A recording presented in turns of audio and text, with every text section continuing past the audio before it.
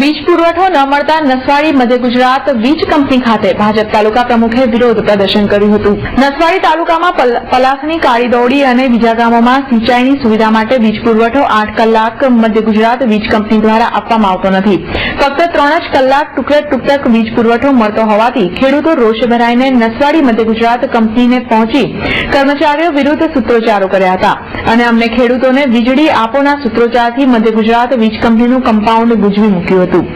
ખેડૂતો સાથે ભાજપ તાલુકા પ્રમુખ કિશન રાઠવા પણ જોડાઈને વિરોધ નોંધાવ્યો હતો। નસવાડી તાલુકાની અંદર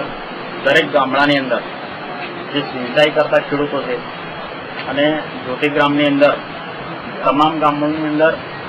જે વીજ પુરવઠો ખોરવાઈ જાય છે એના અનુસંધાનમાં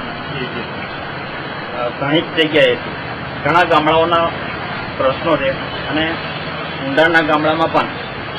વીજ પુરવઠો ખોરવાઈ જવાથી ઘણા લોકો એકત્રિત થયેલા છે અને અત્યારે જે બી કર્મચારીઓને મળવા માટે આવ્યા હતા